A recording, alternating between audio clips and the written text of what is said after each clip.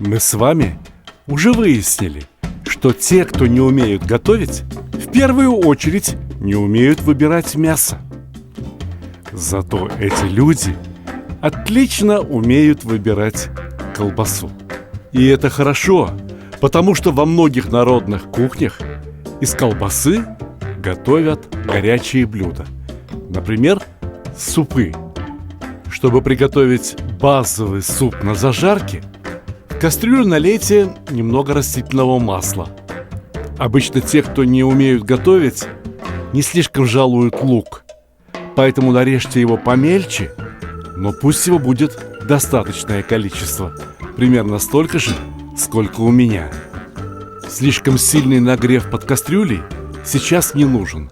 Пусть лук обжаривается спокойно, томится. Давайте пока займемся чем-нибудь приятным. Например, нарежем колбасу. Если колбасы много, то вот таким размером будет в самый раз. А если колбаса попалась достаточно дорогая и ее немного, то лучше нарезать кубиками помельче. Так ее вкус в готовом блюде будет чувствоваться сильнее. Слышите, как лук зашипел? Пора помешать. Вы обратили внимание, что я не смотрю то и дело на часы? Но при этом работает мой слух, работает мое зрение, работает мое обоняние. Руководствуясь этими чувствами, я понимаю, что лук уже готов, и пора опускать следующий ингредиент. Это помидоры через терку пропустили, и получилось нечто вроде пюре, без шкуры, которое очень удобно обжаривать для супа либо других горячих блюд. Помидоры тоже должны изменить свой цвет и запах. Лишь после этого к помидорам можно добавлять нарезанный мелким кубиком болгарский перец. Он даст хороший аромат и цвет. Этот аромат и цвет можно укрепить паприкой. Можно было добавить только паприку, если нет болгарского перца. Обратили внимание, что содержимое кастрюли стало довольно сухим? Того, гляди, подгорать начнет. Самое время заливать воду. Хочу обратить ваше внимание, что я не взвешивал продукты.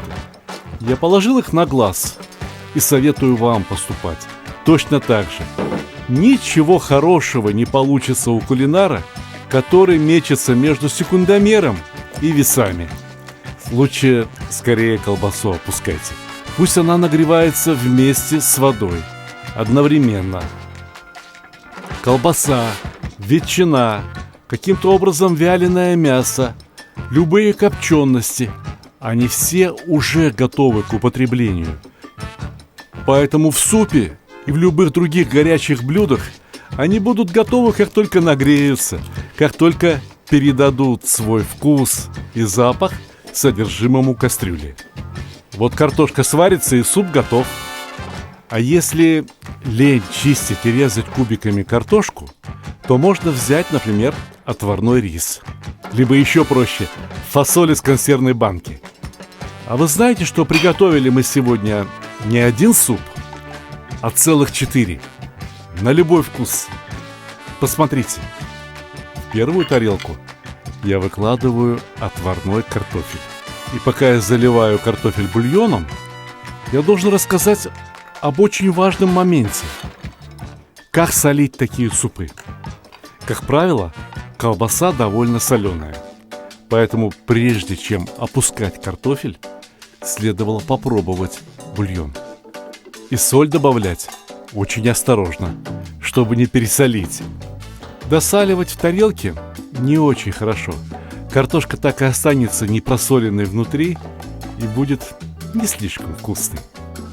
Чтобы придать супу индивидуальность, к столу подают приправы. Например, это укроп и рубленый чеснок. Очень вкусно получится. В зимнее время к чесноку хорошо бы добавить перец. Я имею в виду красный перец, хлопьями, умеренно жгучий. В осеннюю непогоду съешь тарелку такого супа, и настроение улучшится, согреешься сразу. Рис варился 5-6 минут. Непременно в соленой воде. Выкладывайте пиалу риса посреди тарелки и заливайте базой, основой. Конечно, на каждую тарелку по 2-3 кусочка колбасы. Ведь колбаса сухая, и на самом деле мясо на нее пошло в 2 раза больше, чем осталось в готовом продукте. То есть калорий столько же, сколько в 6 кусочках мяса. А вот к супу из риса я бы добавил другую приправу. Например, нарезанную кинзу и зеленый перчик колечками. Кто не любит кинзу, возьмите петрушку. Но уверяю вас, кинза очень вкусная зелень. Привыкните и полюбите. Потом еще удивляться будете, как это вы заменяли кинзу петрушкой. Если вы задумали приготовить такой суп с фасолью, со свежей фасолью, то ее следовало бы закладывать в воду в кастрюлю еще раньше мяса.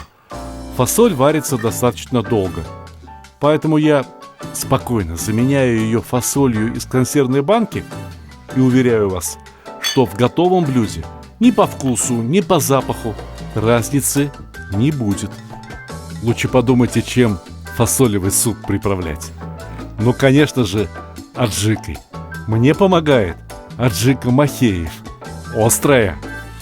Вот добавишь чайную ложечку аджики на тарелку супа, и получили совсем-совсем другое блюдо.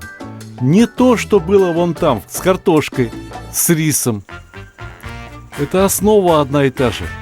Даже некоторые приправы можно взять из тех первых супов. Например, к аджике добавить укроп и чеснок. Получится тоже очень вкусно. А еще с копченостями, с паприкой, с томатной зажаркой очень хорошо сочетаются макаронные изделия. Какое-то отварное тесто, да хоть галушки. Вы их, самое главное, не переваривайте. А когда будете варить, не забудьте, как следует посолить воду. Тесту бульона и зажарки можно добавлять поменьше, а вот колбасы побольше, чтобы получилось блюдо нечто между первым и вторым. Знаете, чего бы я не советовал? Соединять в одном блюде сразу все наполнители. А то ведь непременно кто-нибудь решит улучшить суп, добавив в него и макароны, и картошку, и рис, и даже фасоль. Не надо. Пусть остается что-то одно. Ведь каждому наполнителю соответствует своя собственная приправа. Например, к макаронам я добавил чеснок и зеленый лук. Получится очень по-кавказски, по-чеченски. Но сегодня мы угодили представителям любой национальности. Я вас уверяю, любой хороший человек обрадуется любому приготовленному супу, как 2 × 2 = 4. И готовятся эти супы, как 2 × 2 = 4.